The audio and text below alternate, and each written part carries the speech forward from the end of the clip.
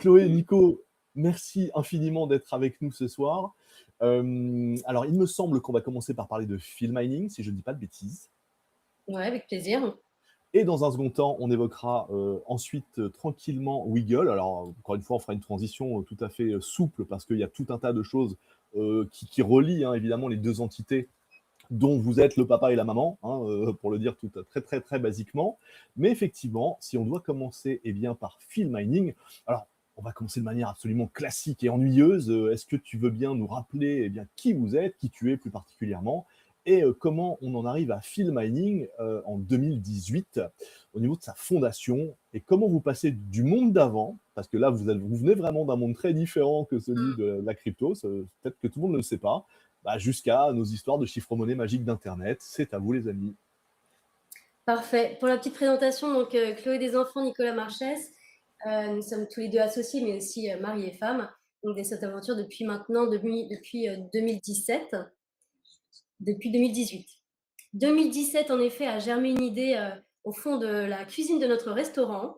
Nicolas était déjà très dans la tech à l'époque. Il voulait refaire le water cooling de son ordinateur. Donc, du coup, il a regardé des vidéos sur YouTube. Cette histoire, je l'ai déjà beaucoup racontée pour certains. Peut-être que c'est de la redite. Et de fil en aiguille, vous connaissez un petit peu l'algorithme. Sur YouTube, il est tombé sur une vidéo qui parlait de minage. Alors, à l'époque, c'était des rigs de minage, donc des cartes graphiques dans un gros boîtier, pour faire très simple.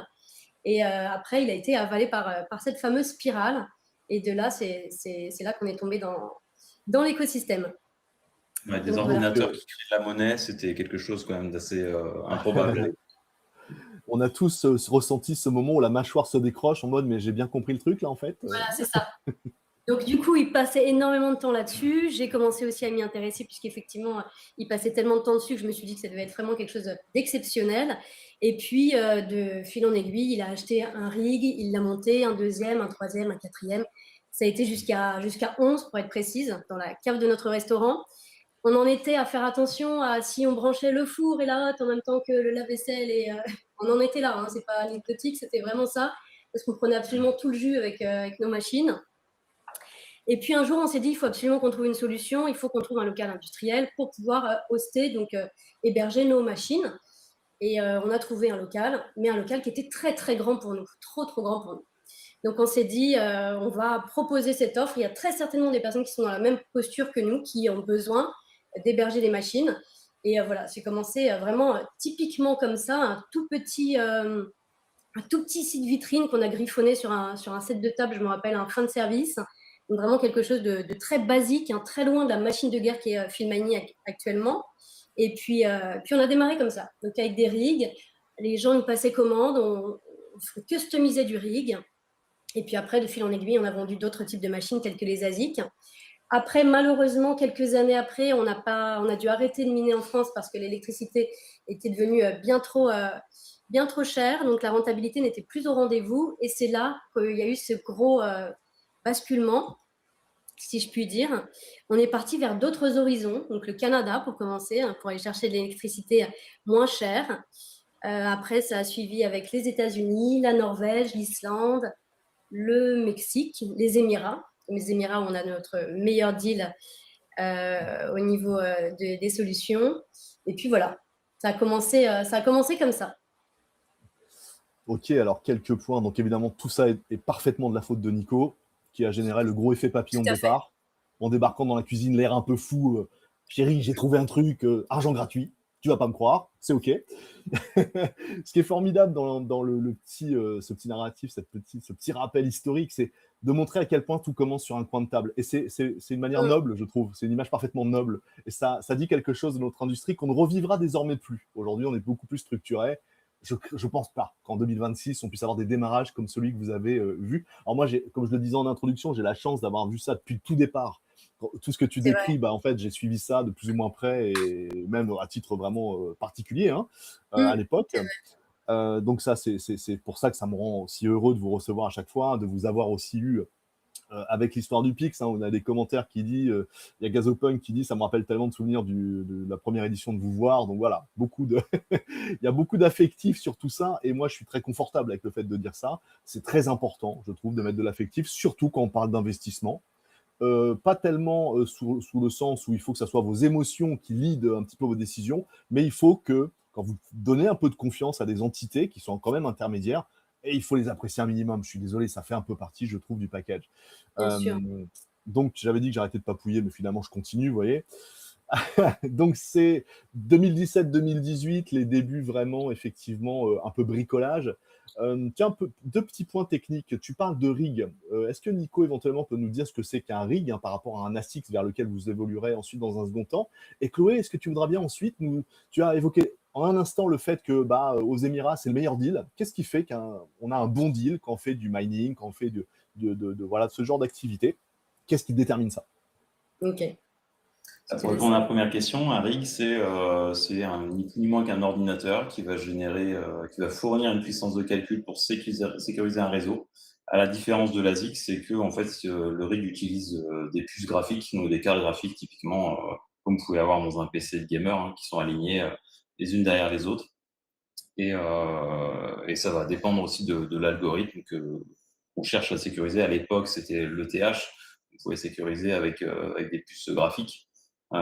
Et le Bitcoin, ça a toujours été plutôt des puces, des processeurs classiques.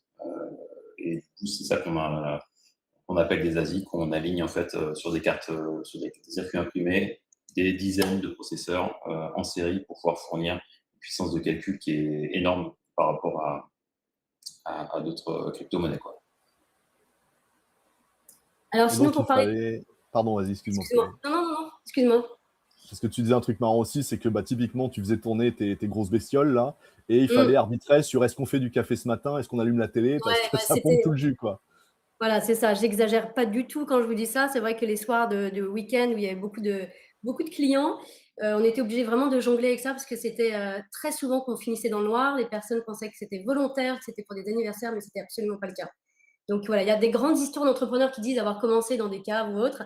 Eh bien, nous, on a commencé dans un restaurant. Il faut bien commencer quelque part, finalement. Parfait. Sinon, pour le prix de l'énergie dont pour une bonne rentabilité de minage, ça va être avant tout une électricité la moins chère possible et puis des infrastructures pour héberger les machines de minage, pareil, les moins onéreuses possibles. C'est une adéquation, en fait, qui se fait assez rapidement, finalement, des calculs qui se font assez rapidement. Plus tu vas chercher l'énergie basse et plus tu seras rentable c'est la dépense numéro 1 quand tu crées le Bitcoin, c'est clairement ça. Tu vas dépenser. C'est le sujet, quoi. Donc vous qui êtes presque une méga internationale maintenant, vous avez des machines sur tout un tas de fuseaux horaires, c'est peut-être un peu contre-intuitivement dans les sables des Émirats que l'équation est la meilleure, et pas nécessairement genre au Canada ou en Islande. Quand on s'y connaît peu, on se dit ok, il faut refroidir les machines, faut les installer au milieu d'un truc où il fait froid, ok, ça paraît logique. Ouais. Comment ça se fait, ça? C'est quoi c'est que initialement, c'est vrai qu'on est parti sur des pays et beaucoup de mineurs encore aujourd'hui sont dans des pays froids parce que ça leur permet de ne pas payer de clim et d'optimiser finalement toute la consommation d'énergie, qu'elle soit focalisée que sur la puissance de calcul pour générer des bitcoins. Et dans les pays chauds, on peut se dire il va falloir une grosse partie de cette puissance pour refroidir l'infrastructure. Finalement, dans les faits, en fait, les machines sont quand même assez robustes et elles ont une amplitude de fonctionnement qui est quand même très large. Un ASIC, ça peut tourner jusqu'à 45-50 degrés s'il y a un flux qui est important. Alors forcément, après, ça va abîmer un peu plus vite la machine, hein, ça c'est clair. Et il y a des solutions qui existent qui sont assez écologistes. En plus, c'est ce qu'on appelle le water curtain. Donc en fait, c'est des bâtiments qui sont vraiment ouverts des deux côtés. Il y a vraiment deux pans de mur opposés qui sont quasiment ouverts en fait à la construction, avec des racks au milieu. Et il y a un côté où en fait c'est une paroi faite en carton recyclé où on va faire ruisseler de l'eau en circuit fermé. Et l'air va rentrer par là et va être refroidi naturellement par le ruissellement de l'eau, l'eau est en citerne, enfouie sous terre, donc elle est déjà un peu plus fraîche que si elle était exposée en plein soleil. Et derrière, il y a l'extraction de l'air chaud par des ventilateurs assez classiques. Et ça nous permet de faire tourner 10 mois sur 12 des machines en plein désert et avec un tarif de l'énergie qui est imbattable. Je pense pas dire de bêtises, qu'on est Non, ouais. dans le top 5 mondial en termes de tarifs. Je ne connais pas de concurrent Mm. qui propose des tarifs comme les nôtres aujourd'hui. Incroyable, incroyable. Mais ça a mis des années en fait à se faire, hein, ce deal. On a bataillé longtemps, à chercher des sites avec Chloé à travers le monde pour aller chercher le tarif le plus bas possible. Et c'est vrai que quand on commence à taper sous les 5 centimes le kilowattheure, c'est déjà exceptionnel. Et c'est souvent réservé à des industriels, à des gens qui arrivent avec des fonds énormes et qui déploient des centaines de mégawatts d'un coup. Nous, on est quand même sur des structures relativement modestes, même si on est là depuis 7 ans et on a un historique et une présence dans pas mal de pays. On n'est pas non plus un géant du mining, dans le sens où nos structures sont quand même relativement petites. On tourne entre 1 et 3 à 4 mégawatts par bâtiment. Donc, on a une dizaine de bâtiments à travers le monde, donc ça ne représente pas une puissance folle. Et c'est ça qui permet aussi peut-être de refroidir aussi correctement les bâtiments et de maintenir une atmosphère assez favorable. C'est qu'on n'a pas des infrastructures, des étages de rigs d'Asie à refroidir. Donc, il n'y a pas plus de 1000 machines par ferme généralement. Donc, ça reste réparti en 6 à 8 racks. Donc, ça reste assez facile à extraire en fait, en termes de chaleur. Ouais, c'est à échelle refroidissable, sans que ça soit des défis délirants, quoi, hein. Alors, c'est une bonne transition parce qu'on va parler avec Chloé aujourd'hui du panel d'offres de Field Mining, parce qu'on est maintenant presque 10 ans après la fondation. Désolé pour le coup de vieux dans le museau de tout le monde. Ouais, là, tu fais une claque, hein. Il y a eu tout ça calme tout le monde, hein, mais autant qu'on en parle, on va pas se mentir. On va parler un petit peu aussi des défis que vous avez traversés, mais là aujourd'hui, que tout le monde a traversé et vous aussi, notamment réglementairement, etc. Oui. Aujourd'hui, vous offrez un panel que tu vas nous expliquer un peu plus en détail dans un instant, Chloé. Mais typiquement, j'imagine que mécaniquement, les clients qui qui s'intéressent au mining de Bitcoin, vous avez tendance à les orienter sur vos installations dans les Émirats, quoi. Ou alors, est-ce que c'est un peu plus complexe que ça, l'équation? Est-ce que ça peut aussi... Non, on les oriente forcément, parce que l'intérêt premier pour le client, c'est le tarif le plus bas possible. Donc forcément, quand on lance un nouveau site avec un tarif ultra compétitif, on met moins en avant les autres sites. Il y a eu cette phase où on proposait encore aux clients de choisir le site, etc. Et certains l'ont amèrement regretté, et puis ils nous ont même dit pourquoi vous ne m'avez pas bien sûr. Vous saviez, vous n'avez rien dit. Ouais, mais parce que nous, le risque, il était là aussi, c'est que le contexte géopolitique, et on le voit aujourd'hui, le Moyen-Orient, c'est quand même un choix, il faut être un peu couillu pour y aller. Donc, il y en a qui préféraient avoir une machine au Canada avec un kilowattheure à 8 centimes que d'aller sur du 3 centimes aux Émirats parce qu'ils avaient peur de la continuité de l'activité. Donc, il fallait proposer le choix aux clients. Donc après, c'est facile à dire 2-3 ans plus tard, venir nous voir et dire vous auriez dû me dire. On avait quand même opéré un déménagement quand on a sorti l'offre aux Émirats. On avait proposé à nos clients de déménager leur machine. Donc il y a eu ça a été un très très gros chantier à refaire. Je le referai pas parce que ça a été beaucoup trop de logistique. Mais c'est quelque chose qui a été proposé à ce moment-là. Mais le mining est une activité assez difficile. C'est vrai que il y a des années où tu te dis pourquoi s'acharner, quoi. C'est vraiment, il y a vraiment des mauvaises années où tu sais que tu vas pas du tout être en profit ou générer de rendement. C'est très compliqué. On a des histoires des fois sur des sites où on se dit est-ce qu'on va récupérer le parc, est-ce qu'il va redémarrer. Voilà, il y a eu notamment on avait un site en Sibérie. Il y a eu au début du conflit russo-ukraine, on a failli perdre le parc parce que c'était une ferme qui n'était pas autorisée par le gouvernement et du coup il fallait délocaliser et on a dû faire venir des camions en pleine nuit avec des mecs cagoulés. Enfin, c'était. Ah là là. Oui, ça c'est du vrai storytelling pour le coup. Sur le mining, on a des histoires assez cocasses. Ouais. On avait déjà commencé à provisionner un peu la perte en fait et commencer à préparer un plan en fait de remboursement parce que c'était vraiment on avait peu d'espoir et finalement on a réussi à s'en sortir. Donc après tu tires les leçons de ces difficultés là. Tu te dis bon voilà ces destinations comme ça tu n'y vas pas, ou alors tu y vas avec un tout petit parc, et ouais. ton parc, le parc appartient à l'entreprise pour faire du cloud ou des choses comme ça, des choses que tu peux déconnecter facilement sans impacter les investisseurs. Donc, il faut étudier un peu tout ça, et le deal aux Émirats a mis beaucoup de temps avant d'être validé. On avait été plusieurs fois sur site, plusieurs fois rencontrer les partenaires, etc. Et ça a été long de négocier le truc parce qu'on voulait que ça soit le plus carré possible. Et encore aujourd'hui, on s'y rend régulièrement pour visiter les infrastructures, voir que c'est bien géré, etc. Donc, et on est au final sur des sites qui sont mieux gérés que tous les autres sites dans tous les pays qu'on a ailleurs, parce qu'il y a en fait une réactivité au niveau du service technique, des équipes techniques sur place, sont ultra actives, et on n'a quasiment pas de casse. Donc c'est le meilleur plan qu'on ait jamais signé, quoi. Dans chaque ferme, on a mis en place des centres de réparation. Déjà, du coup, ça nous évite que les machines aient besoin de partir chez Bitmain Repair ou autre. Donc déjà, on gagne énormément de temps. Et puis, on a des équipes qui ont été formées aussi pour pouvoir réparer facilement de la petite casse sans qu'on ait besoin de contacter le client et le facturer pour un ventilateur ou autre.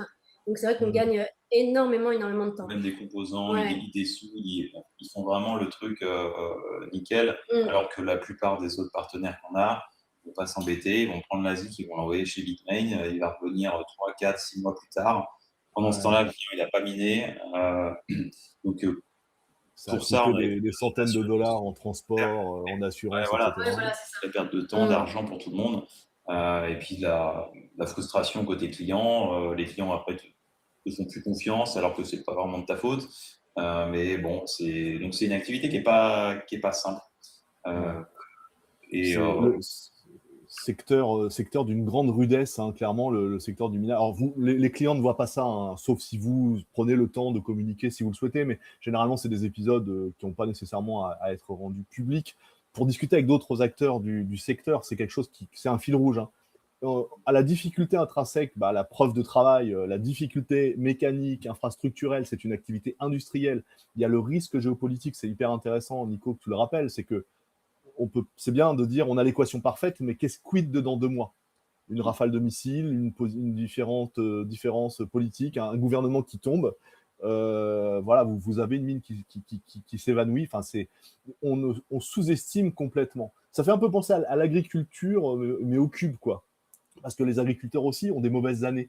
Tu cultives la terre, tu plantes des carottes, c'est exactement la même chose, hein. Une année fait pas l'autre. Il y a des années, tu vas être le roi du monde, et tout le monde va te dire, mais tu as vraiment de la chance, hein. Et le reste du temps, il pleut pas, ou il pleut trop, ou finalement, tu te fais exproprier, etc. Donc, c'est une activité qui est très rude. Ne vous fiez pas au côté détendu et sympathique de nos interlocuteurs de ce soir. Vous n'imaginez pas la difficulté de ce secteur. Et d'ailleurs, je pense que le fait de venir d'un milieu qui lui-même est assez réputé pour sa rudesse, la restauration, le service d'une manière générale, ça a dû vous préparer quand même un petit peu à ça.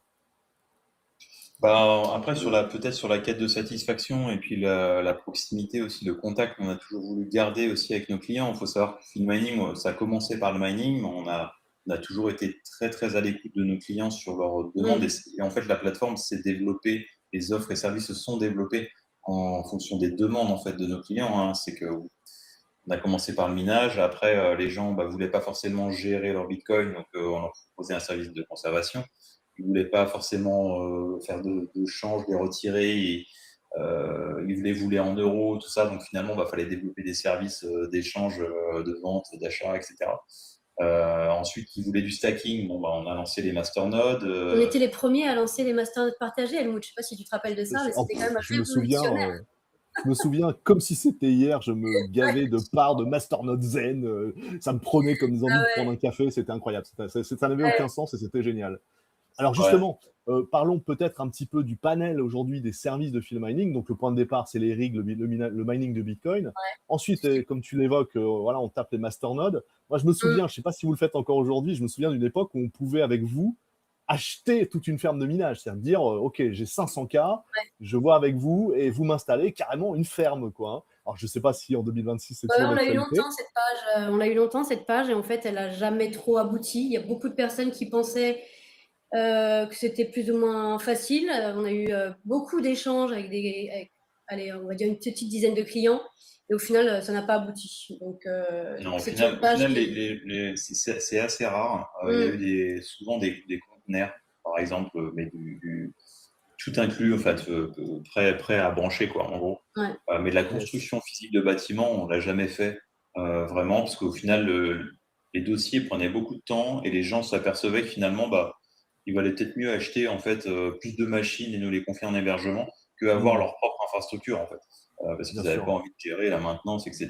Et les coûts étaient En CAPEX. revanche, ça caractérise bien votre volonté qui s'est jamais démentie de toujours essayer d'aller explorer de nouveaux services, de nouvelles propositions de valeur. Alors, en 2026, en mai 2026, mon Dieu, on est en mai 2026, le même mois qu'un certain sommet, est-ce que vous pouvez nous faire un petit panorama des services qu'apporte Filmining et peut-être de l'évolution de la clientèle, hein. Fut un temps, on a connu le temps, c'était que des clients particuliers. Et je pense pouvoir dire qu'aujourd'hui, c'est plus large que ça. On est plus sur des institutionnels, des gestionnaires de patrimoine. Donc, Chloé, si tu veux nous expliquer un peu ce que vous trouver chez Filmining, selon son profil aujourd'hui. Chez Filmining, donc on trouve le Proof of Work, hein, donc tout ce qui est mining, hosting. Et ça, l'offre, elle est vraiment complète de A à Z. On vient d'en parler longuement. Ça, c'est notre cœur de métier, notre passion. Sinon, il y a tout ce qui est Proof of Stake, donc avec le stacking. On propose des packs, donc des packs déjà tout packagés, avec des actifs numériques à l'intérieur pour éviter aux personnes d'avoir trop de recherche, de veille à faire. Donc, ils se laissent driver. La plupart du temps, un client qui rentre chez nous, qui fait par exemple du mining, va utiliser ses gains de minage pour les réinvestir dans une autre solution. Donc, ça va être soit dans ces fameux packs, soit ils vont aller faire du stacking, soit ils vont partir sur d'autres solutions, du DCA ou autre. Mais là, on arrive quand même à faire de la rétention client assez facilement. Après, il y a tout un volet professionnel, donc on fait du B2B, du B2C et du B2B. Sur le B2B, on va avoir un gros volet trésorerie d'entreprise. On a énormément de personnes qui viennent à nous pour placer leur trésorerie d'entreprise. Donc ça, on a une équipe sales qui est au top là-dessus et qui sait comment fonctionner, comment optimiser, et puis qui vont un peu plus loin même avec tout ce qui est un peu fiscalité.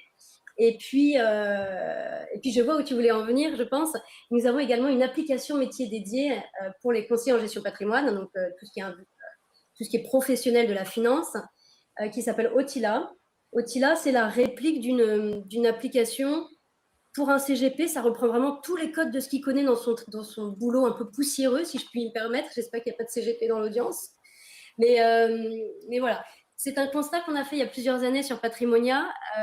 On a rencontré des CGP, on s'est rendu compte qu'il y avait une vraie demande.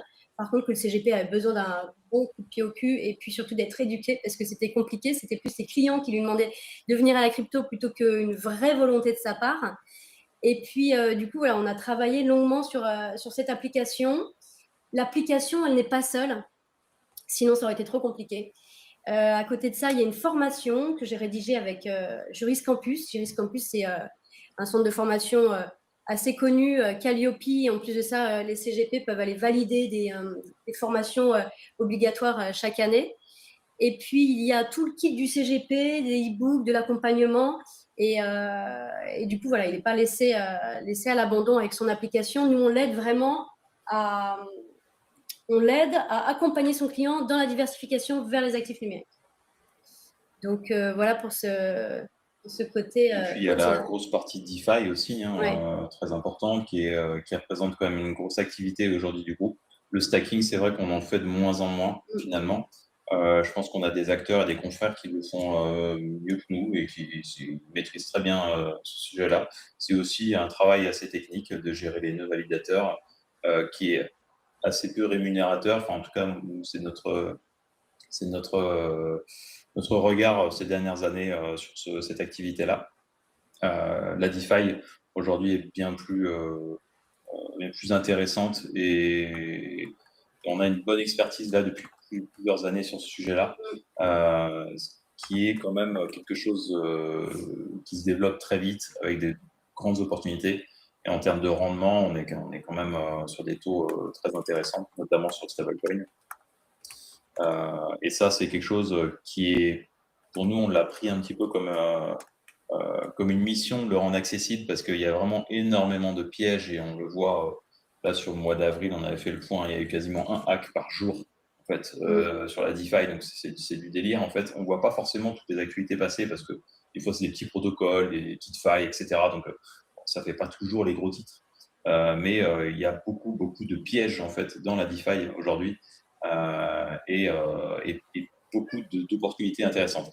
Donc voilà, ça fait des années maintenant qu'on propose ça avec une gestion qu'on estime relativement sécure, parce qu'on n'a jamais fait de perte de fonds clients. Et on Alors, touche du on a eu bois. un coup de chaud là sur AAV ces derniers temps, mais bon, après, qui aurait pu soupçonner que AAV allait avoir un problème? C'était quand même improbable. Mais bon, pas rentrer dans le détail technique, mais c'était quand même assez complexe comme, euh, comme Comme hack, ouais, c'est comme pas mais méthode. du coup, bon, on est passé encore entre les mailles, mais parce que aussi il y a eu cet engagement de l'écosystème DeFi à rétablir la situation. Donc il y a eu quand même des gros acteurs qui sont venus aussi en soutien pour régulariser tout ça. Mais voilà, c'est quelque chose qu'on aime beaucoup, sur lesquels on est assez bon, et, euh, et les rendements sont quand même assez intéressants. Et notamment pour le placement de trésorerie, ça intéresse beaucoup de clients en B2B. Alors clairement, hein, ça incarne plusieurs pivots, hein, auxquels on a tous assisté, c'est-à-dire d'une part la redirection du risque vers des rendements sur stablecoin. Alors évidemment, si on se retrouve dans un monde où même AAV peut nous faire des coups de chaud, ça demeure compliqué, hein. On change pas de monde quand même. On reste dans la crypto avec sa nature propre, son côté un peu wild. Le fait de pivoter aussi vers un public plus professionnel, c'est-à-dire vraiment les intermédiaires qui font eux-mêmes de la gestion de patrimoine, c'est le sujet, clairement. Y compris en Polynésie, hein, on a des échanges sur ce sujet particulier, hein, comme en interne, hein, vous le savez. Mais globalement, les gens s'en rendent compte aussi. On vit une époque en fait, on voit un peu dépérir sous nos yeux la période où l'écosystème crypto et l'investissement crypto, c'était monsieur et madame tout le monde derrière un ordi avec un wallet, etc. Ce monsieur et madame tout le monde s'étant fait quand même brutalement rudoyer depuis 2020, il a tendance à avoir soit fui le périmètre, soit à se dire qu'il faut peut-être faire confiance à d'autres types d'intermédiaires.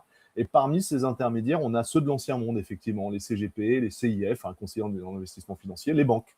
Vous voyez, hein, les banques aujourd'hui proposent, y compris en France, hein, de plus en plus de services crypto. Donc des acteurs comme Field Mining se retrouvent aussi à l'intersection de tout ça, parce que vous suivez ce mouvement, et c'est du coup d'un grand intérêt. Ça dit beaucoup de choses, encore une fois, de l'industrie. Aujourd'hui, en termes d'innovation, de services un peu innovants, qu'est-ce que vous proposez, y compris d'ailleurs pour des clients en Polynésie, qu'à la limite vous ne proposiez peut-être pas avant ou pas autant et qui marchent bien? Outre, voilà, c'est ce que Nico déjà un petit peu dit, quoi, les packs DeFi, etc., le rendement sur stablecoin, c'est des choses qui matchent bien avec les demandes des gens? Oui, ça marche bien. Après, innovation, peut-être sur l'imbrication avec les services de paiement. On peut peut-être aller un petit peu vers Wiggle, mais c'est que ce qu'on a observé quand même sur les 7 premières années, enfin, on va dire les 6 premières années, c'est quand même beaucoup de difficultés. Dès le début, de toute façon, les relations avec les banques, même quand on a voulu démarrer, il fallait voilà, rôder un peu le discours et pas tout dire, clairement, pour se faire ouvrir un compte.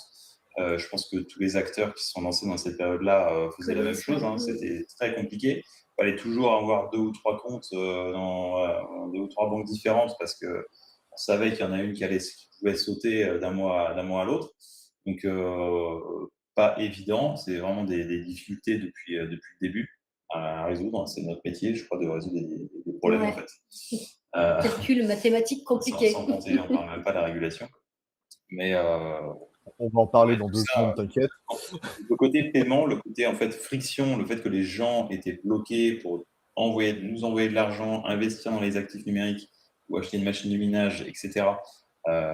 Et devoir signer des décharges ou se faire fermer les comptes parce qu'il y avait des flux à des plateformes crypto. Voilà, on l'a vraiment connu de A à Z, et on l'a encore un peu en ce moment, ouais. Même s'il y a un cadre réglementaire qui est de plus en plus clair, il y a encore des banques qui font alors peut-être pas pour les mêmes raisons, peut-être c'est un côté. En tout cas, ça recommence activement là ces derniers temps. Et ça, c'est toujours la problématique. Et en fait, l'ajout d'un service de paiement maison, c'était pour nous une suite logique.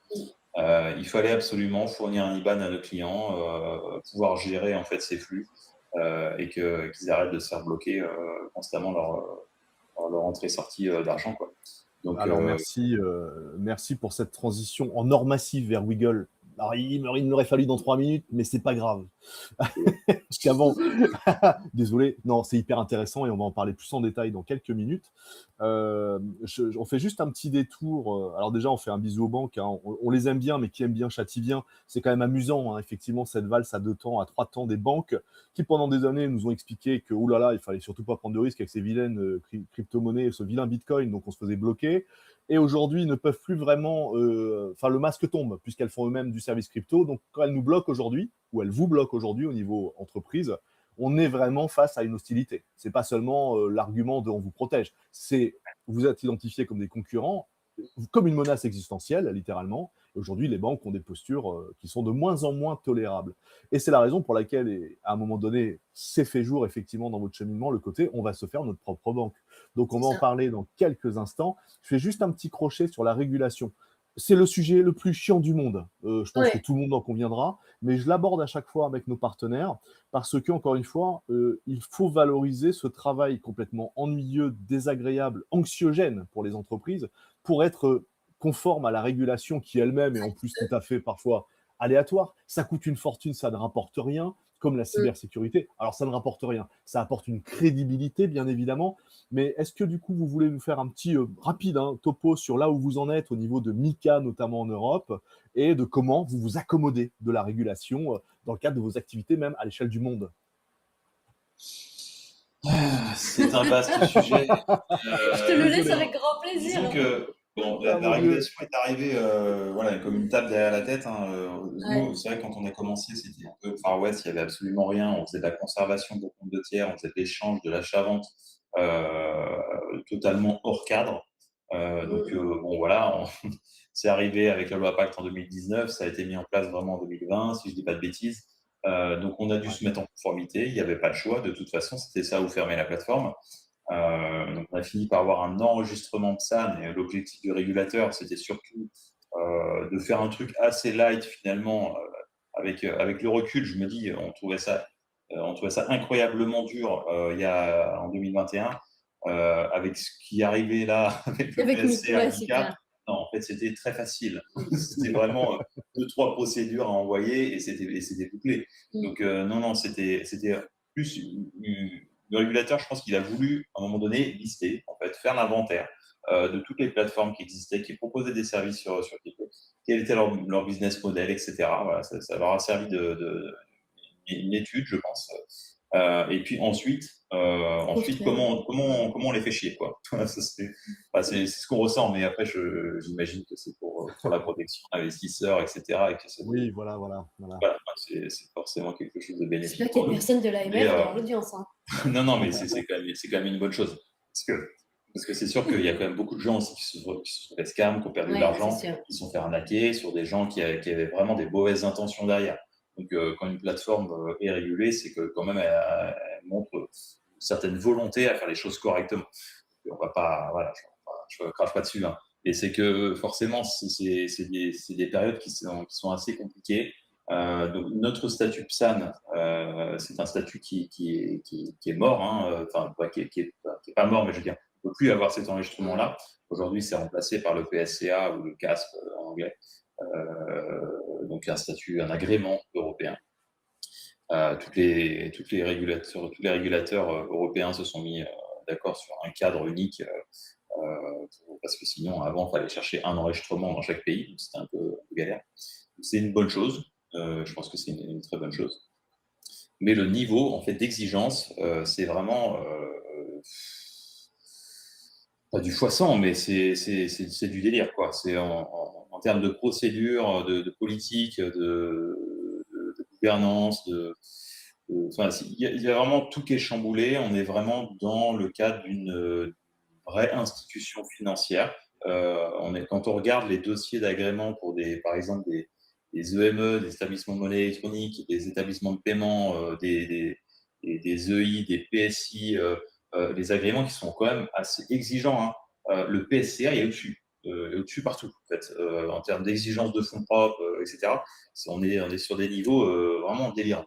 Pour la petite anecdote, on demande en ce moment, donc, notre dossier d'agrément en PSCA est en cours, en en instruction. On demande le statut d'établissement de paiement aussi pour conserver nos services sur stablecoin. Et l'établissement de paiement, c'était anecdotique, quoi. C'était vraiment, le dossier a été bouclé en une semaine. La constitution du dossier, je veux dire. Donc, on est assez surpris, et je pense que c'est volontaire de la part des régulateurs de mettre la barre très, très, très haute, parce qu'ils savent que c'est une activité qui est à risque. Et puis, je pense qu'il y a une vraie volonté de faire un filtre. Il y a un nettoyage drastique qui va se faire en France sur les 130 PSAN enregistrés.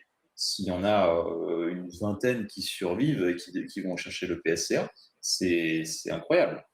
Donc, il va y avoir un gros ménage, et ça met.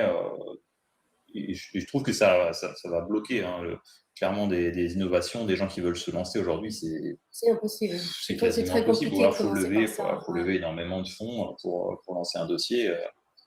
Donc, c'est pas impossible, mais les petits porteurs de projets, c'est compliqué, quoi. Ça va être honnêtement, on se lancerait aujourd'hui. Je suis même pas sûr que je referais tout ça, quoi. Là, on l'a fait parce qu'on est dedans, parce qu'on avait des encours, on a des milliers de clients, parce qu'on est de nature à ne pas abandonner, et même si on nous met des bâtons dans les roues, voilà, on lâche jamais rien. Il n'y a pas question. Donc, on est combattant là-dessus, mais c'est vrai qu'avec le recul, je me dis c'est quand même très, très, très, très lourd. Ouais, clairement, autant on conviendra collectivement que la régulation est importante et indispensable, et que de toute façon, qu'on soit content, pas content, elle est absolument indépassable. Il faut l'avoir, il faut avoir les agréments.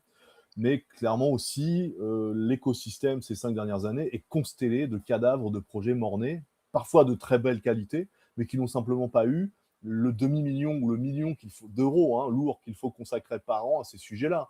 À perte, entre guillemets. C'est pas du go-to-market. Imaginez ce que vous faites en marketing ou en com avec ces budgets. Le tout dans un secteur où, en gros, on vous regarde de l'air un peu toujours suspicieux. C'est-à-dire que tu rappelais, Nico, que les contraintes sont les mêmes que des établissements bancaires et financiers traditionnels, qui eux-mêmes pèsent des milliards et sont parfois bicentenaires en termes de puissance. Donc on met les standards sur des jeunes startups qui ont quelques années, quelques mois, qui sont capables d'absorber des boîtes qui elles-mêmes sont habituées à manipuler des centaines de millions pour être régulées. Donc c'est encore une fois, les gagnants, les survivants vont être relativement rares et peu. On a des cas de gens qui s'en vont, qui fuient littéralement, qui vont s'installer dans des paradis fiscaux, ou qui rage quittent. Moi, j'ai le cas, y compris des gens qui sont ensuite venus en Polynésie pour faire d'autres choses. Donc, il y a eu des rebondissements positifs, mais des gens qui ont quitté écœuraient le secteur. Donc là, effectivement, avec le recul, peut-être que vous ne leur feriez pas. Mais comme vous êtes plutôt du genre pugnace, vous avez à un moment donné décidé, vous vous êtes mis dans la tête de vous dire, puisque c'est comme ça, on va devenir une banque un jour. En gros, j'imagine que c'est encore autour d'une table de cuisine. Alors, vous n'y êtes pas encore tout à fait, mais on va pouvoir commencer à parler maintenant de Wiggle. Alors, je ne vais pas vous déflorer le truc, puisque je vous ai quand même sous la patte, donc je vais vous laisser travailler. Est-ce que, Chloé, tu veux bien nous raconter un peu l'histoire de Wiggle, la proposition de valeur, le truc un peu différenciant de Wiggle par rapport à ce qui existe par ailleurs, et on verra ensuite vers où on s'achemine. Alors, Wiggle a 2 facettes, déjà, puisqu'on l'avait pas du tout, on l'a écrit d'une façon différente de ce que Wiggle va devenir, est en train de devenir. Je m'explique. À la base, on voulait démocratiser le plus possible, parce que sur les plateformes Filmani ou sur Otila, c'est vrai qu'on a des personnes qui connaissent bien l'écosystème crypto, des gens qui ont le bon wording, des gens un peu spécialistes quand même dans la crypto. Là, nous, on avait vraiment l'intention de démocratiser mass market, de conquérir le monde, de proposer des solutions beaucoup plus simples. Alors, il y a le service de paiement Wiggle avec son service de paiement, donc un IBAN, 3 cartes, etc. Mais à côté de ça, il y a tout ce qui est DCA. Donc, on a simplifié un max un DCA. Et puis, il y a des coffres qui peuvent s'apparenter à un très bon livret, on va dire. Donc voilà, donc on a combiné tout ça, on a travaillé tout ça pour que ça soit le plus simple possible pour targeter mass market. Sauf que ça ne s'est pas exactement passé comme on l'aurait voulu. On a abordé énormément de monde les premiers mois avec très très peu de budget marketing que la compliance nous avait pris. Je rigole.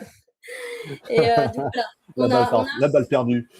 La balle perdue. Non, mais c'est vrai que tout à l'heure, je voulais rebondir là-dessus, tu vois. C'est vrai que tous ces financements qu'on met et dans le staff compliance et dans toutes les procédures, tous les audits, etc., mine de rien, des fois, ça fait quand même un peu mal au cœur parce que tu te dis, c'est des choses que tu pourrais mettre au profit du développement de nouveaux produits, en fait.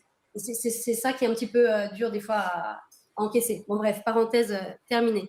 Donc tout ça pour dire que voilà, Wiggle à la base c'est un service de paiement euro-crypto dans lequel tout un chacun peut se retrouver et faire ses premiers pas dans l'écosystème crypto.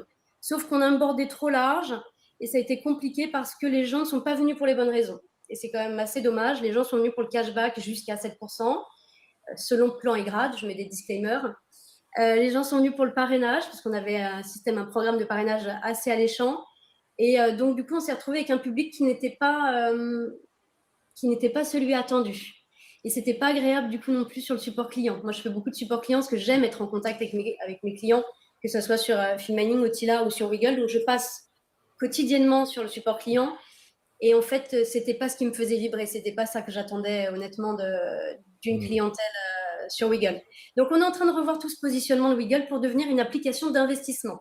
Les cartes, l'IBAN, le cashback, le parrainage reste bien évidemment, et c'est plutôt la cerise sur le gâteau. On vient chez Wiggle, pourquoi? Parce qu'on a envie de faire ses premiers pas dans les actifs numériques. On n'y connaît pas grand-chose, mais on peut être formé, on peut être accompagné. Et puis, on est avec des cryptos les plus populaires. Voilà, on ne va pas noyer les gens avec une trentaine de cryptos comme on fait sur Filmining, par exemple. Donc, on est vraiment très succinct. Les gens peuvent venir pour placer aussi. C'est pareil, on explique bien ce que sont nos coffres. Et puis l'utiliser, bien sûr, comme service de paiement. Mais ce n'est pas là-dessus que nous, on va se rémunérer, en fait. Ce n'est pas ce qui est rémunérateur pour Wiggle. Donc, en ce moment, nous sommes en train de prendre un virage plutôt intéressant, en tout cas de ma fenêtre, pour aller vers une clientèle plus premium, un persona qui serait plus, voilà, CSC+, avec plus de pouvoir d'achat, et puis quelqu'un qui apprécie Wiggle à sa juste valeur, parce qu'on a mis du temps, on a mis du cœur à développer ces solutions, et c'était dommage en fait que les gens viennent que pour l'appât du gain. Moi, j'ai trouvé ça très triste en fait. Ouais. Donc voilà, on revoit la copie. Hyper intéressant. Encore une fois, il faut être lucide sur notre écosystème, se féliciter de tout ce qui est génial. Et vraiment, il y a de la matière formidable. Il faut aussi se rappeler que notre fameux écosystème pousse parfois à des comportements un peu toxiques, un peu, justement ce que tu décris, la chasse au parrainage. On a le droit de chercher un petit gain en parrainant sa famille, ses copains. C'est cool. Moi, je suis le premier à pratiquer la chose. Il n'y a vraiment pas de souci, spécialement et surtout si on aime le service. En revanche, et ça, c'est la culture, on va dire, du farming à l'époque d'Airdrop, de la DeFi, qui était très représentatif de ça. On a des gens qui sont des cliqueurs de boutons, qui n'en ont rien à taper de l'amour que vous avez mis à forger une application, un service, etc. Ils sont juste là pour prendre rapidement. Si ça ne vient pas, ils vont venir gueuler, encombrer les services clients sur cet unique sujet, sans jamais utiliser même les services derrière. Il faut s'imaginer, les amis, que derrière, un compte qui fonctionne, chez Wiggle ou chez n'importe quelle boîte, ça a un coût, c'est pas juste passif, il y a un coût de compliance, il y a un coût de maintien, il y a un coût de SAV, ça coûte de l'argent en fait d'onboarder un client et ensuite de le conserver. Et quand ces clients sont juste des nuisibles, des criquets venus juste, on va dire, se servir dans un champ avant de passer au suivant, c'est problématique. Et il faut trouver cet équilibre, tout en respectant la mécanique il est normal d'avoir un petit gain quand on fait du parrainage, de l'affiliation. Il faut essentiellement regrouper autour de soi des gens qui sont heureux d'utiliser l'application. Et moi, je suis très partisan de cette approche qui, en plus, vous caractérise depuis Filmining. Vous avez plutôt cette dynamique d'ultra-accessibilité, que ce soit le choix des couleurs, que ce soit la simplicité des onboarding, ce genre de choses. Donc, je pense que c'est plutôt intéressant et plutôt malin. Je crois savoir aussi que, typiquement, à l'occasion de Pix2, où vous serez représenté, alors sauf si on arrive dans les 25 prochaines minutes à vous faire des danses de la séduction à tel point qu'on convainc surtout la partie qui a des lunettes sur le nez actuellement de notre duo, d'ici 25 minutes, si on arrive à être ultra convaincant, malheureusement, vous ne prévoyez pas d'être physiquement présent, mais vous serez quand même avec nous, puisqu'il y aura un stand Wiggle avec des gens de chez vous qui sont formés à cet effet, et qui proposeront aussi toute cette nouvelle orientation, qui joue plus le quali que le quanti, très probablement. Et vous serez, j'en profite aussi, vous serez également parrain de l'atelier qui touchera à tout ce qui est comprendre Bitcoin en 25 minutes, comprendre le mining de Bitcoin. Ce sont des ateliers gratuits que nous faisons à l'occasion du village découverte pendant Pix2, pendant les 3 jours. Vous vous inscrivez, vous vous installez, et vous aurez l'opportunité de profiter, alors aussi un peu de Chloé, puisque tu vas enregistrer les contenus, donc profiter Oui, de toi, entre guillemets, de manière un peu différée, même si on va sûrement essayer de se caler un petit live au lancement des ateliers, comme on en a parlé. Et puis surtout, vous aurez l'opportunité de suivre une formation que je co-animerai. Hein, dès que j'en aurai l'opportunité, je ne serai pas toujours là, mais à 80%, c'est moi qui vais m'en occuper pour découvrir le mining de Bitcoin. Je reviens à Wiggle et au fait que vous aurez un stand. Ça sera l'opportunité, si vous le souhaitez, si vous êtes en Polynésie, de venir mieux découvrir tout ça. Donc on continue comme toujours sur Wiggle. On comprend que toute la partie entre guillemets bancaire demeure, mais c'est plus l'argument. L'argument, c'est de dire, en plus de votre petit compte courant et de votre carte Wiggle qui vous permet de dépenser, vous allez pouvoir cagnotter du cashback. Alors via le token Wiggle, si je ne dis pas de bêtises, peut-être que tu peux en dire un mot. tout à fait. Oui, le cashback. Alors, le cashback, donc jusqu'à 7% selon plan et grade. Et donc, il est cagnoté en token Wiggle. Le token Wiggle, c'est le token utilitaire de l'application de type ERC20. Plus vous en accumulez, plus vous avez un meilleur grade. Donc, l'idée, en fait, c'est de le conserver. Qu'est-ce que je peux vous dire d'autre dessus sur ce token? Alors c'est un peu le point d'équilibre au niveau tokenomique et au niveau équilibre du token, c'est un peu le centre de gravité que vous avez dès le départ choisi. Vous savez bien qu'un token a vocation à bien souvent repartir dans les limbes de l'enfer après qu'il ait été lancé. C'est ainsi que les choses fonctionnent, on ne va pas se mentir. Et vous avez créé un modèle économique et d'incitation tout entier autour, de manière à ce que les gens aient beaucoup d'incitation à en conserver un certain nombre de ces tokens. C'est ce qui donne un peu la valeur au Wiggle. Et de fait, c'est le cagnotage de ces tokens qui va permettre d'accéder à des grades, hein, c'est cela, et C'est ces ça. grades donnant accès à des avantages de plus en plus importants, très logiquement, très mécaniquement, à mesure que vous avez une grosse allocation en Wiggle. C'est quoi les seuils actuellement et les différents grades qui sont Il vient Il y juste disponibles? a de trois l'échanger. grades, Ouais. donc on est à peu près à, en gros, c'est 5 000 pour le grade 1, 10 000 pour le grade 2 et 20 000 pour le grade 3, mais il y a eu une inflation de 10% là jusqu'à Ouais. présent, donc il y a une inflation tous les 6 mois, on augmente de 5% Oui. de palier pour que, forcément, ça incite aussi les utilisateurs à conserver leur token. Et avoir été early, hein, c'est sympa aussi de récompenser les gens qui sont là depuis le départ, hein, c'est le concept. Ouais, et ceux qui Encore une sont fois, hein, qui arrivent en rien de premier lieu, scandaleux. ils conservent leur grade. Donc, une fois que vous avez passé votre grade 3, même s'il y a une inflation future, vous le Vous conservez conservez votre grade. Ouais. sous réserve de ne pas redescendre sous votre palier initial, quoi. Donc, ça récompense aussi les premiers arrivants. Et très directement, ça va conditionner le niveau de cashback. Surtout, j'espère ne pas dire de bêtises, vous m'interrompez si j'ai une bouffée délirante. Hein. Et ce niveau de cashback, il commence à où? Et quand vraiment on est un fou dingo du Wiggle, jusqu'où on peut espérer avoir du cashback? Quel pourcentage? Commence à 1% et il finit à 7% maximum avec un maximum mensuel. Donc, c'est pas illimité non plus. Donc, c'est sur le maximum, quand on est à 7%, on peut aller chercher jusqu'à 200 € par mois aujourd'hui. Et sur le premier grade, c'est 50. C'est 50, 100 et 200. Mais bon, ça, forcément, c'est voué à évoluer. Hein. On va pas se mentir. Le cashback, c'est quand même un argument d'acquisition dans les premiers temps d'un service, d'un produit. Mais on sait très bien qu'on ne va pas maintenir du 7% à vie. Ouais. Je ne veux pas faire ma langue de bois. Hein. C'est voué à descendre dans le temps. Forcément, il y en aura peut-être moins dans 2, 3, 4 ans. C'est pas quelque chose qui est tenable quand même sur la durée. Mais c'est un argument de démarrage de projet pour se faire connaître et puis pour récompenser les premières personnes qui font confiance au service, qui l'utilisent et qui en parlent autour d'eux. Ce programme de parrainage est aussi récompensé en token. Donc, si vous recommandez un ami, vous pouvez gagner ça commence, je crois, à 10 €. Non, ça commence, je dis des bêtises. Je sais plus sur le 2 à parrainage. 250 €. Ouais. En fait, il y a un système c'est ça. de roue de la chance. En fait, quand vous parrainez un ami, vous gagnez un ticket, vous allez devoir tourner la roue. Et vous pouvez gagner de 2 à 250 € de bonus. En token Wiggle. En token Wiggle. Ouais. Que vous pouvez convertir, stacker. Échanger entre utilisateurs Wiggle. Totalement libre. Voilà, c'est totalement libre. Ouais, c'est un token ERC20 hein, sur le Ouais. wallet classique. Donc évidemment, liquidité, flexibilité totale, vous êtes souverain sur vos tokens, même s'il y a peut-être des systèmes de verrouillage dans le cadre des grades peut-être, ou alors non, c'est vraiment tout à fait liquide. Non, c'est entièrement sur le cashback. c'est que sur le cashback, parce que le cashback, en fait, il y a des délais quand tu dépenses par carte, comme c'est rattaché en fait à des paiements par carte. Il y a eu pas mal d'abus dans les premiers temps où des gens se faisaient rembourser leurs dépenses le Classique, lendemain ouais. ou Ouais. même une semaine après, et du coup, bon voilà, c'est Je, typiquement je, le type je, d'abus observé. ça me bute, hein, la technicité et la complexité immédiate que les gens sont capables de déployer pour gratter 10 balles, Alors là, et oui. c'est fou, Alors là, hein, ils c'est sont complètement très, fou. très, ouais, ouais, très, très forts. Nous, moi aussi, j'ai découvert des choses que je n'aurais jamais imaginées. Les gens sont très, très smart quand il s'agit de C'est ruser.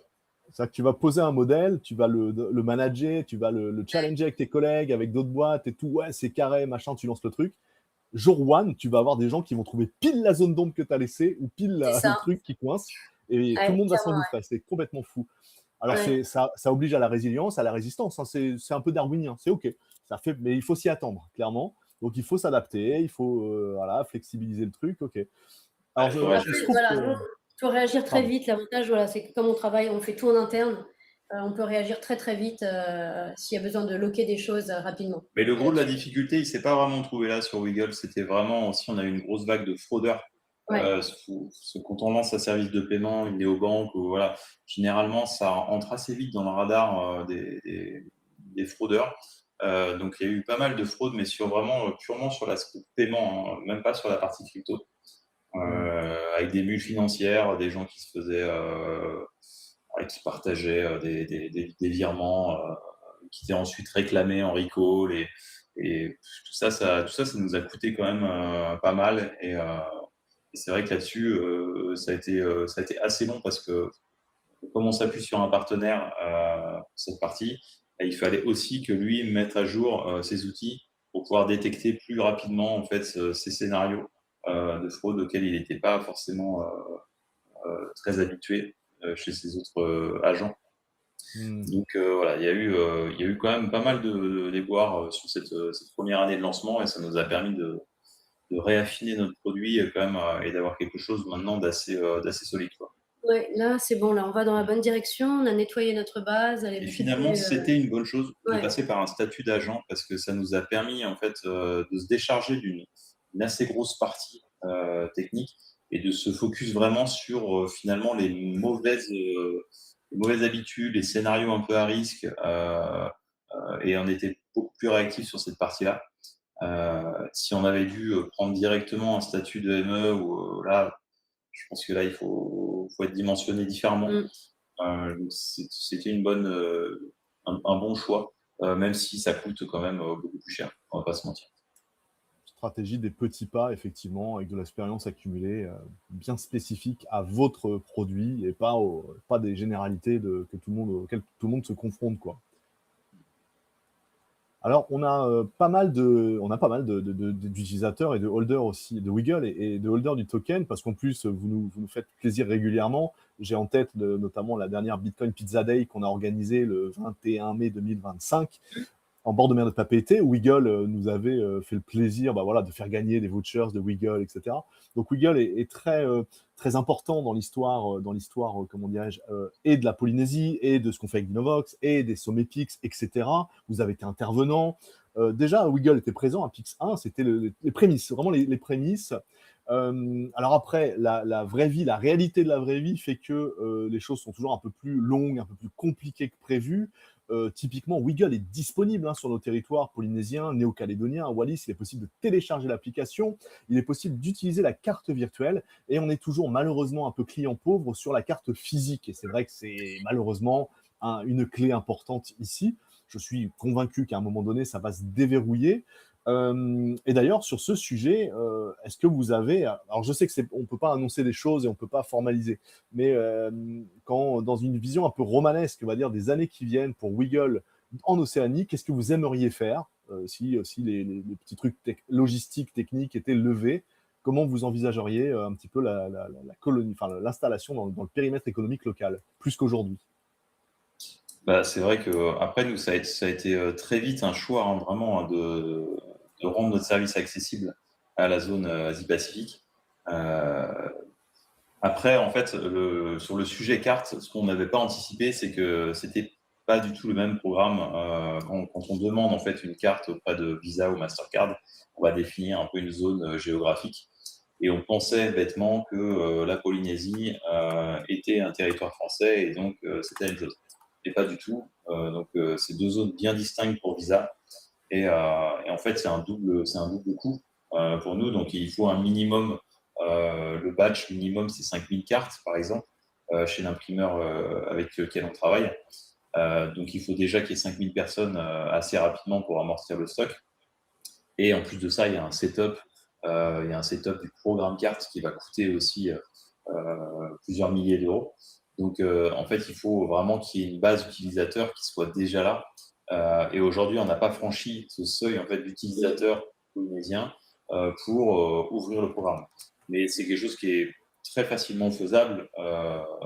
Notre prestataire de paiement, on l'avait déjà sollicité en ce sens, et il a déjà d'ailleurs un de ses agents qui est sur place aussi en Polynésie.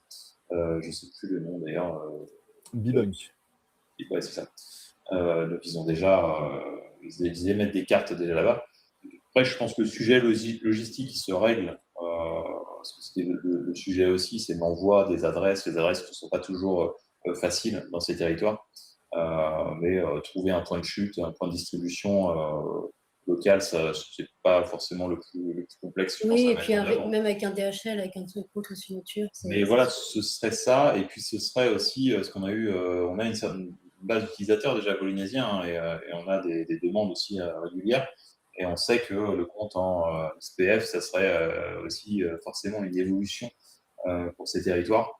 Et ça, c'est quelque chose par contre qu'on ne peut pas faire.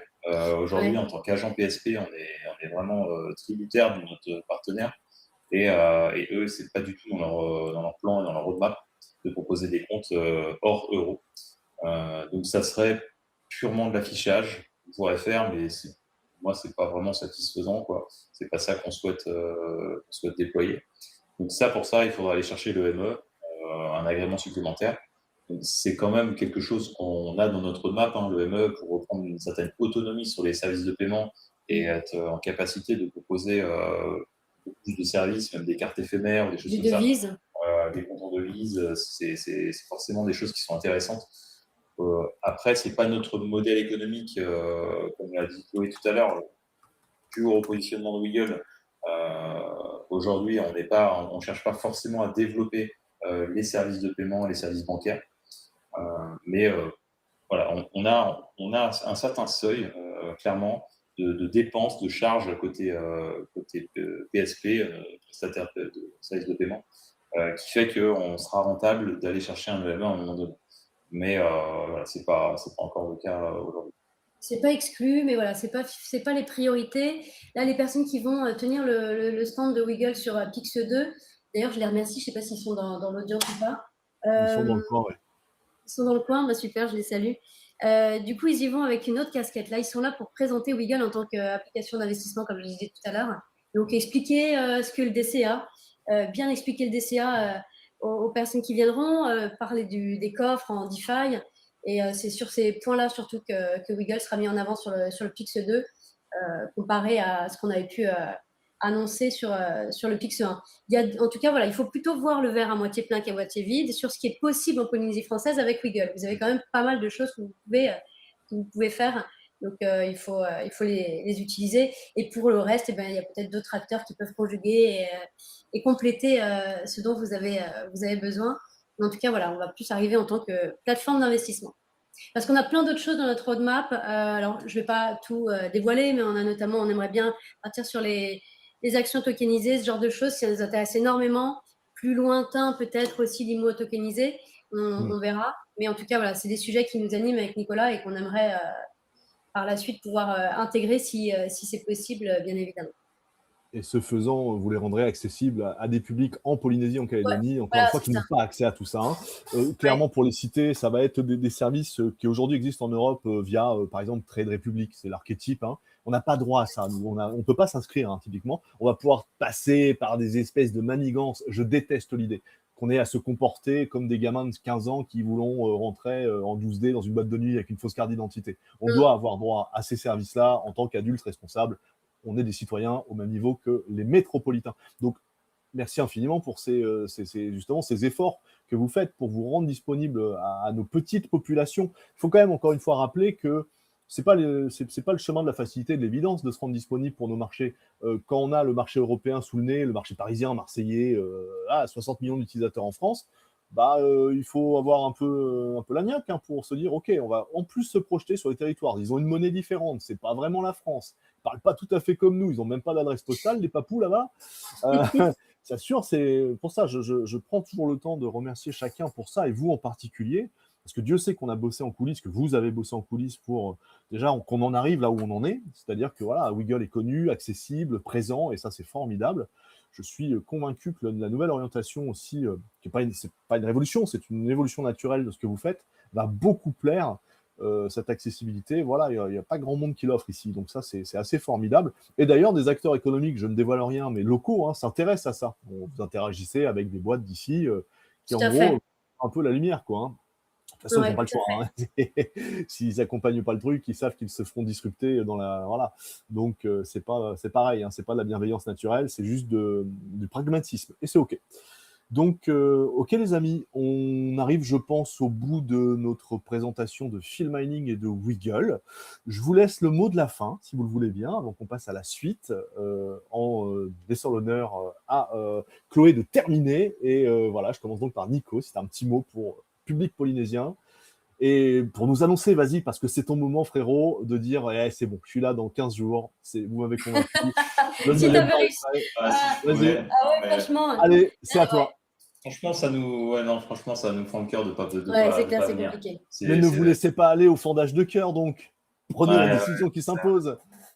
ouais, mais là, honnêtement, on est vraiment dans le dur en ce moment avec l'agrément et on se doit d'être ultra réactif à chaque demande de l'AMF et c'est vraiment notre focus premier parce c'est l'avenir de notre boîte et on C'est la peut dernière pas, ligne droite, là, voilà, surtout. c'est vraiment la dernière ligne Ouais. droite.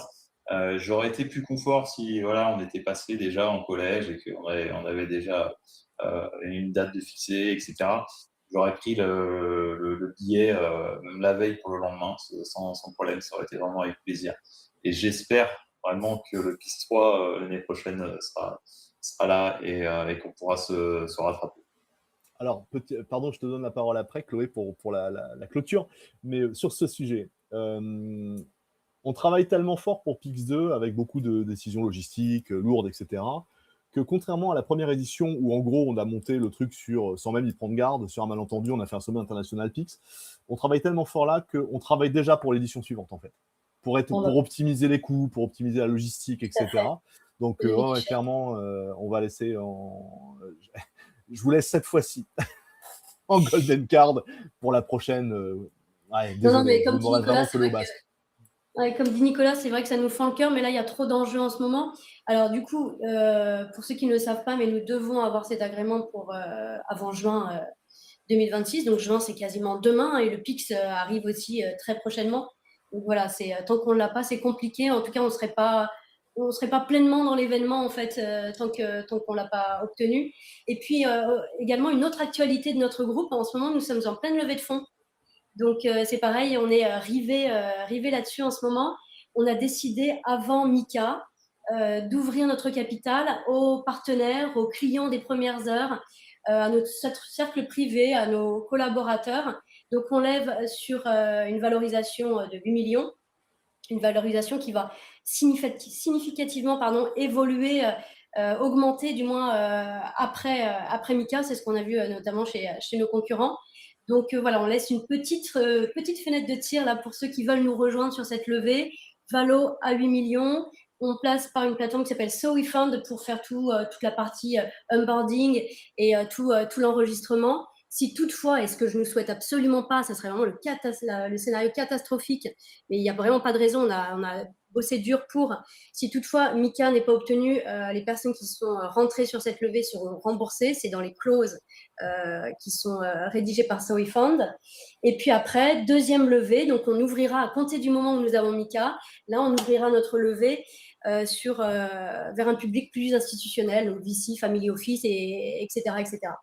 Donc voilà, si vous voulez nous rejoindre sur Wiggle, en tout cas, c'est le moment. Et c'est la seule fois où on pourra le faire sur des personnes de nos plateformes, etc. Après, ça sera plus institutionnel. Alors, je Voilà, rebondis un c'était peu le sur petit mot de ça. la fin. Je rebondis un peu sur ça parce que je l'avais un peu introduit tout à l'heure, avant que vous Oui, n'arriviez. Il y a 2 points et là, je parle en tant que moi-même, hein. Encore une fois, non-financial advice, vous faites bien ce que vous voulez et surtout, vous le faites en toute prudence et en toute souveraineté individuelle. Mais moi, ce que je trouve assez formidable, c'est que vous incluez la communauté avant les institutionnels. Ça n'existe nulle part ailleurs, hein. C'est-à-dire que les gens qui vont vouloir vous accompagner votre croissance vont avoir des conditions meilleures que des institutionnels lors du tour post-MiCA. Évidemment, ce sera plus sécurisé pour eux, MiCA sera validé, ça c'est très très bien. Mais le truc, c'est que si MiCA n'était pas acquis, ce qu'on vous ne souhaite pas évidemment, mais ça serait vraiment pas normal, de toute manière, la mise est remboursée. Et c'est pas juste du crois-moi frère, vous passez par une plateforme tierce qui garantit, en tant que clause de sécurité, si vous mettez, je sais pas moi, 5000 balles sur Wiggle aujourd'hui, et si MiCA, ça fail, imaginons, vous récupérez vos 5000 balles le lendemain, remboursées par la plateforme tierce. Par contre, si MiCA est acquis, pour toute entreprise crypto, et Nico l'a rappelé tout à l'heure, hein, c'est peu de gagnants, beaucoup de perdants. Donc les boîtes qui aujourd'hui vont avoir MiCA, la décennie qui vient en Europe, c'est leur bien décennie à sûr. eux, quoi. C'est l'avenir of finance, c'est pour de vrai. Donc si j'ai, à titre très personnel, un intérêt pour le sujet, c'est parce que je trouve que vous proposez quelque chose qui est très sécurisé pour les gens qui mettent un ticket modeste ou un très gros ticket. Il y a au moins le Oui, côté, si on se plante, vous êtes remboursé. Bon. voilà, on commence avec des petits tickets, hein, c'est vraiment histoire. On l'avait dit depuis longtemps, depuis les débuts de Filmaning, on n'a jamais fait de levée. C'est notre première, on en avait fait une en ICO, mais il y a un petit moment, mais c'est notre première levée. On avait dit un jour on fera une levée sur notre communauté. Bon voilà, c'est chose faite. Elle sera courte, mais c'est le moment, c'est maintenant. Donc, Donc, voilà. les gens ont combien de temps encore à peu près pour se Là, il y a décider? 15 jours. Il y a 15 jours, jours ok. encore. Alors après, voilà, c'est ce que j'expliquais à mes équipes tout à l'heure. Si toutefois, avant ces 15 jours, on a une date de collège, on passe MiCA et que ça s'accélère, bien évidemment que je devrais la couper avant. Pourquoi? Parce que je dois être droite dans mes bottes. J'avais dit qu'à compter du moment où on a MiCA, on passe sur la levée 2 avec une Ouais. valorisation qui sera pas la même. Donc voilà. Deux choses qui peuvent stopper la levée, c'est voilà, on a atteint ce qu'on voulait. Et de deux, MiCA intervient plus vite que prévu et on la coupe à ce moment-là. Ouais. Donc vous retrouverez le lien vers la plateforme en question et bien sur les réseaux sociaux de Wiggle et de Filmining. J'ai dû aussi poster un petit peu. Encore une fois, je le fais en toute confraternité. Hein, c'est pas du sponsor tout ça, d'accord. Et encore une fois, je termine là-dessus. C'est pas du conseil en investissement non plus. Mais par contre, ça dit des trucs de la manière dont on fonctionne tous. Et je trouve que ça dit des choses plutôt intéressantes et plutôt valorisables. Donc les amis, sur ces bons mots et ces perspectives d'avenir qu'on s'espère tous extraordinaires, et je suis convaincu que ce sera le cas, je vous remercie infiniment pour votre temps. Merci à toi. On se revoit de toute manière assez vite pour continuer à caler les détails de votre présence à Pix2. On continue à croire que jusqu'au jour d'avant, Nico pourra dire « Ouais, c'est bon, ça y est, on a eu le collège, c'est bon, je saute dans mon maillot de bain, let's go ». Ma valise est prête, j'attends que ça, moi.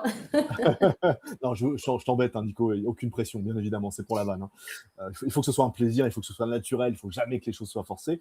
Mais en tout cas, merci infiniment d'être là depuis toujours. Merci, ouais. Et puis, je vous fais des bisous. On va passer à la suite. Alors, c'est un copain aussi, c'est un collègue, entre guillemets un concurrent, mais aussi un pote par ailleurs. C'est Thibaut de Meléa, bien connu. Je vous embrasse fort, Chloé, Nico. Merci à très tous, bientôt. merci à l'audience. Merci. Et Merci à puis, on va passer à la suite avec une transition qui finalement est assez naturelle, hein.